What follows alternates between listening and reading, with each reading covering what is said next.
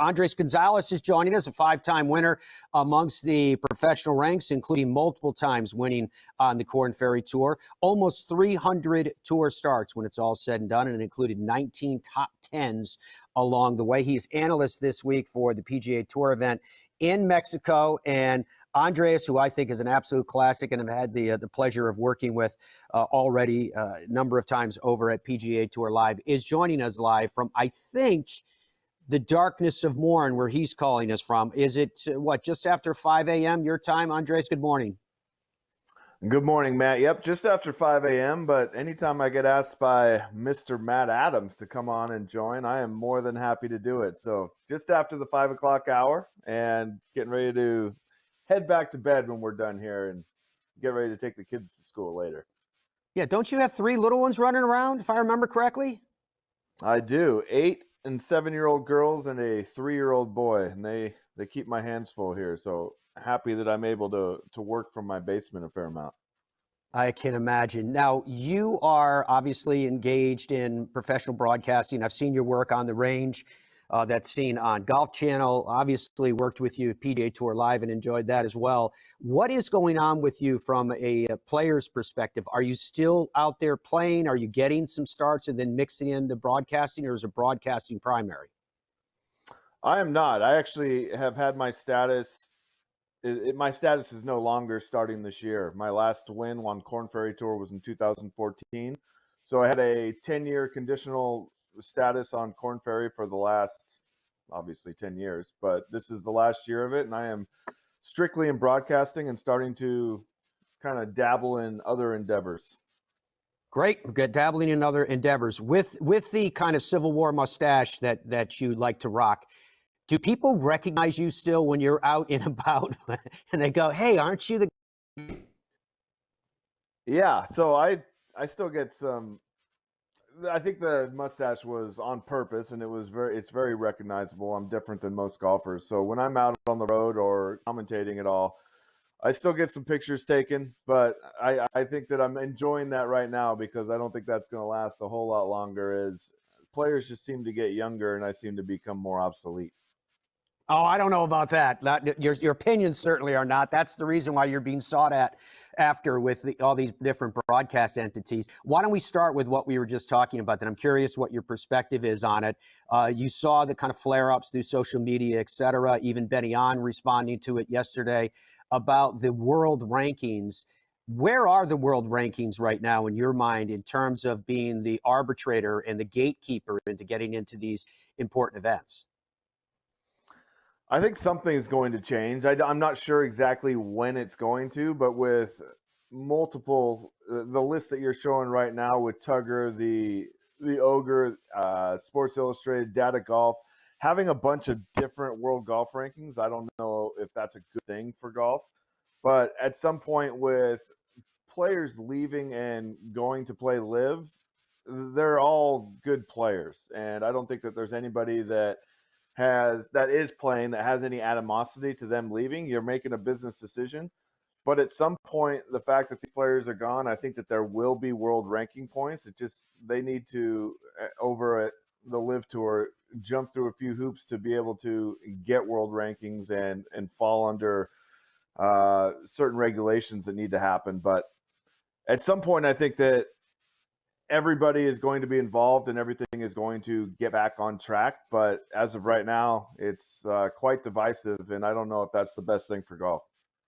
All right, speaking about divisive opinions, there were many of those on the fact that Jordan Spieth was disqualified for signing an incorrect scorecard. Have you ever had a situation like that happen to you? I have. It was probably 2013. I was playing in the U.S. Open qualifier back in Columbus, Ohio. There were 2 rounds. One was at the OSU Scarlet course, and the other one was at Scioto Country Club. I started at Scarlet. I played with John Huh and Rocco Mediate, and I just didn't sign my card. So when I got to the Scioto course, you have about an hour 15 minutes in between rounds. I had somebody come up to me as I was walking towards the putting green, and he was a rules official asking me if I was Andres Gonzales, and I kind of puffed up like, yeah, that's me. you obviously know who I am. He goes, well, you didn't sign your scorecard, sir. And I just 180-degree turned around and went back to the parking lot. And unfortunately, just didn't sign my scorecard. So that wasn't the case with Jordan Spieth. He signed it, but just signed for an incorrect score. And that's just kind of the way it goes. Those are the rules, and that's kind of how we've been trained since we were young kids, is to know that you need to sign your scorecard. You need to make sure that all the boxes are checked with the right numbers, and that just didn't happen, unfortunately, for Jordan. What would your reaction be if they used some sort of a check and balance system, something in terms of the modern equipment that's out there and everywhere, to make sure that before you walk out that door, somebody goes, hey guys, let me just double check the numbers and make sure that our system shows the same thing as you guys, to avoid the possibility that someone could be disqualified without the intent of actually trying to sign a scorecard that's wrong? Right. I believe we already do that to an extent. You have a walking score. They come in and check with the official score. And then you have the opportunity to go through and check your card as you go along. So you can check box by box for 18 scores on whether or not the numbers are correct. And, my understanding is that Jordan was in a bit of a hurry to get out of there and maybe just didn't quite pay attention. He missed one score where he scored a 4 instead of a 3 and signed for a 3. And unfortunately, that's just the way that the rules go right now. I don't think that there would be any problem with scoring happening out there, but I think that's still going to be a difficult thing, because at some point you're asking a walking scorer or a volunteer to be able to keep track of a score. And if somebody gets into some trouble where let's say they get off into some trees and start hitting some trees around, you're asking somebody to be accountable for, let's be drastic here and say 8s, 9s, 10s, 11s, whatever it may be. And I just think that's tough to do. So I think that it's not a bad thing that it's still on the players. I think the first person you ask, if you ask Jordan Spieth, he would tell you that that's on him. That's his fault. And I don't know if he has a huge issue with it. Now, as far as we've gotten with technology, if somebody of higher power made a ruling that we can use technology to keep score, I don't think that there's anything bad about that. I think moving forward in technology is a good thing and a convenient thing. But as of right now, that's not where we're at. So that's the rule for now, and he's out. Trey, I'm curious, do you think that we as fans truly understand the grind that a professional golfer to? I mean, everyone sees the trappings of celebrity and luxury and wealth that goes with reaching the top highest tiers of the professional game. But to get to that level takes so many levels of accomplishment, those steps you have to take to get there. Do people really, truly understand what it takes to get to a point where playing as a touring professional will actually pay your bills? I don't think so. I think it has to do with, it doesn't seem like a real job. It's a hobby that most people on the planet love, and I think that's really cool to be involved in that. But as far as taking it to the next level where you're making a living doing it, that it becomes a grind and it becomes a lot of fun, honestly. You're doing something that everybody loves and you're able to make work of it. To get to the highest level, it's tough though, because I was fortunate enough to play on the PGA Tour for 5 years, and once you get there, you're not given anything. You may have reached this lifelong goal, but now you're playing against the best of the best. And I was very fortunate enough to be able to get to that level, but I wasn't to the level where I was getting consistent enough to where I could stay there. 5 years was a good run for me, but as far as putting in the work, it does become a grind, especially when you're not playing great. When you're playing well, it seems like the easiest job in the world, but it's all relative. You can still be a top 20 player in the world and have a week where you feel like you don't have any idea what's happening in your golf game and any control over the golf ball. So it's all relative based on where you are and what state of the game. I mean, it sounds like a cliche question to ask you then, but when you're in that state, good or bad, is it more mental or physical? 100% mental. If you go out and play in a golf tournament, if you don't think you have a chance to win, you're probably not going to win. So as far as self-belief, that's a huge part of it, and making sure that you're in a right mental state of mind. And at the lower levels, that can be frustrating, because I think the constant question that anybody has, especially playing mini tours or even Corn Ferry Tour, is what's your backup plan? And for most people that plan on playing on the PGA Tour, there is no backup plan. This is it. This is the plan. This is what I'm throwing all my eggs in, and that's what your belief is. So constantly answering that question could be it can be a bit annoying. And then at the highest level, you're not really given a whole lot of respect unless you make it to the PGA Tour, which is the highest level.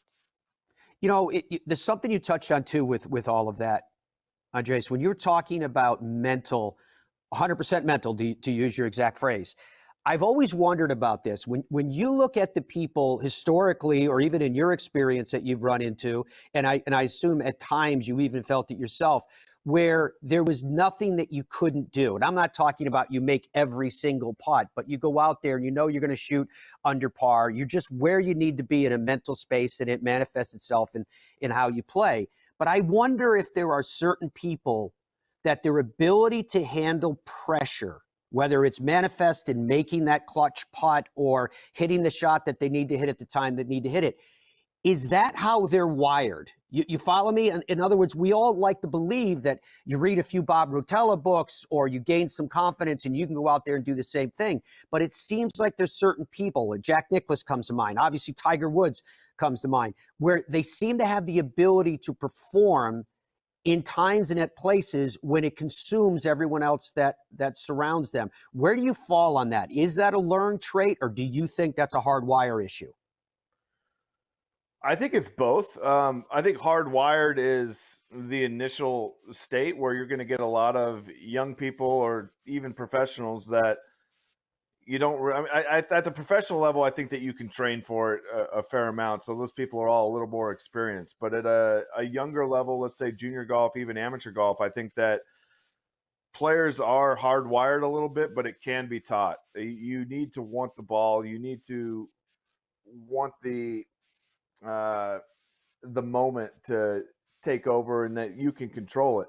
I think that there are a lot of players on the PGA Tour that at the highest level, where there are players in particular where that fans may want to have a putt that's, let's say, 10 feet to win a golf tournament, and there are other players that they don't want to win a putt. Now, are those people wired differently? Tough to tell, but I think that it's definitely a trait if you want the ball and you want to be able to have a putt for a big finish. And there are some people that shy away from it a little bit or don't like the nerves that come with it.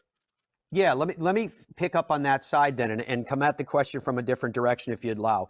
And that is, okay, not the people who perform, but are there people, I'm sure you've seen this through your professional career, are there people that just can't handle the pressure? They may have all the talent in the world. They may be able to hit the ball as good or better than anyone that you've seen, but at those moments of pressure, regardless of how much training they've done and experience that they've tried to garner, they just can't close the deal.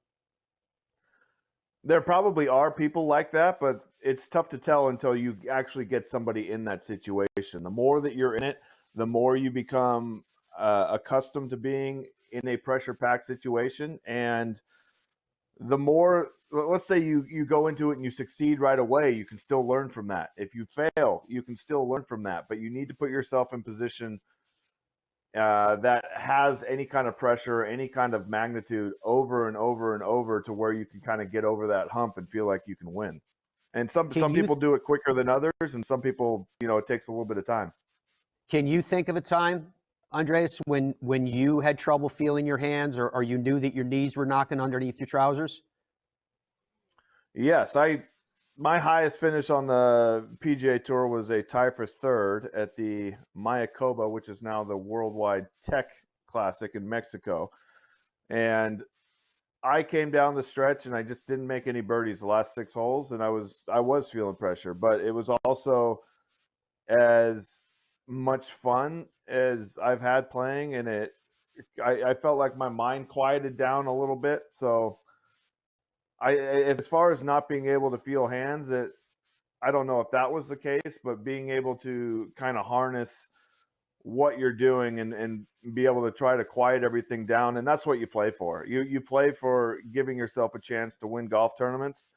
And so a lot of it is the fun of trying to feel these outside circumstances and these outside nerves come in and be able to control it the best you can. It's a ton of fun, and I miss it every day. One of the things that's interesting to me is when you look at the scoring on the Korn Ferry Tour, whether it was Steven Yeager a couple years ago or just what we see week in and week out, it's crazy good scoring, crazy good ball striking that we see. If you look at qualifiers to get into, whether it's a PGA Tour, Korn Ferry Tour, a PGA Tour champions for that matter, you're looking at scores many times that are sub 65 just to get a hint, a sniff of the possibility of getting into these events. Because you have seen tours outside of the highest tours on the PGA Tour, what is your reaction to hearing that in terms of how much raw talent is circling around the game of golf? Well, first of all, I think that players are getting better and better and better, and I think technology is a big part of that. I think that Tiger Woods is a big part of that. Him turning pro in 1996, I think that you're starting to see generations of players that are born in his lifetime.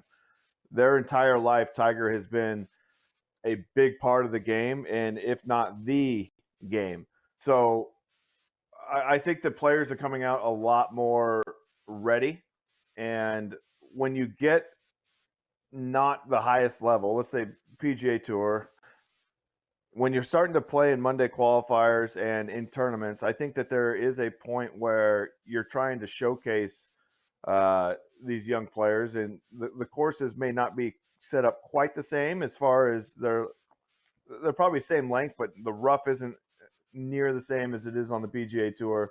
Fairways aren't quite as much of a premium, but I think that that's the way that it should be. I think that if you're not watching the preeminent tour in the world, that players need to go low, and that's the way that it is. We saw a couple weeks ago down in Colombia on the Korn Ferry Tour, we saw a 57 and a 59 in the same week, and that's at a very high elevation course at, I want to say 8,500, maybe 9,000 feet in Bogota, Colombia. But I don't care what course you're playing. You still have to make putts, and you still have to get it around. And you're playing against the same people. The courses shouldn't really matter. You're playing against the course, yes, but you're playing against the competition that you're up against. And any time you're putting up those kind of numbers, I just think it's absolutely insane. Guys are ready to go and chomping at the bit to get out on the big tour. That's just only part of what makes it so exciting to watch everybody's ascent in the game as well. If you could go back to your earliest days of ascent, if it was possible to go back in time and talk to a young version of you, what advice would you give to yourself in terms of moving forward as a tour professional? Believe in yourself. There's not a whole lot of people that are going to sit there and believe in you outside of maybe your parents and your swing coach and your small team that you put together, your family, your wife. But as far as going out there, there's not one person that is going to get as much joy from you playing well as you are. So it doesn't affect anybody else out there if you're not playing well. I guess for the most part, it may bring other people a little bit of joy, even if they're your friend, to be able to beat you. So if you don't have self-belief, you're going to have a tough time making it at the highest level. So make sure that you constantly believe in yourself and don't give up on yourself. Is that the advice you give to all young people today, or would you also salt in there to continue to work on their short game? Short game's a huge part of it. I mean, every aspect of it, especially the higher levels you get. The short game was always harped into me in junior golf and in college. And when I got to the professional ranks, I was like, man, I need to hit it the fairway a little bit more too. So I'm not putting for par as much as I'm putting for birdie. But yeah, I think that that's the biggest thing. I'm asked by a lot of people and parents of their kids that are in college, junior golf, even mini tour golf, asking if I think that their kid has a chance. And the answer is typically yes. I think that anybody that thinks that they want to play professionally probably has a chance, but you better believe in yourself and you better get ready to start working, because it's not an easy task. And the biggest thing that I've really been able to tell outside of Selfbelief is just the amount of time that players put in. And if you can put in a lot of time and believe in yourself, I think that there's a good chance for every player. You touched on this earlier in the interview, but I want to ask you in a form that makes it crystal clear one way or the other. Do you believe that the game of golf at its highest competitive levels will become one? Will something be worked out?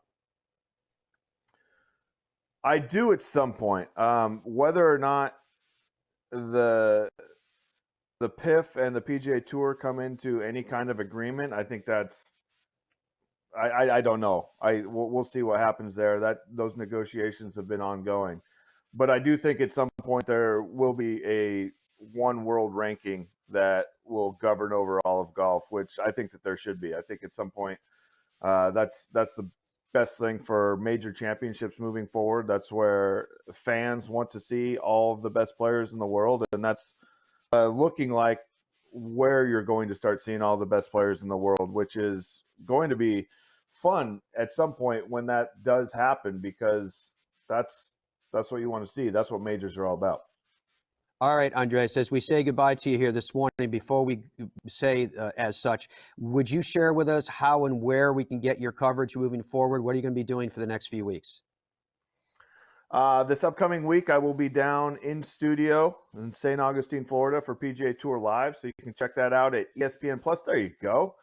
And I will be on the marquee group coverage. We have not got that quite yet, but I would assume, being a defending champ and the top ranked player in the field, Tony Finau will be in that group. But if not, you'll be able to find him on the main feed and on the third feed, which is featured groups. Fantastic. Well, we're looking forward to your continuing work on the media side of the business. Thank you very much for getting up early with us today, and then run those kids to school and get yourself some more sleep. And I can't wait till we get a chance to work together again, my friend. Excited. Thank you so much for having me, Matty.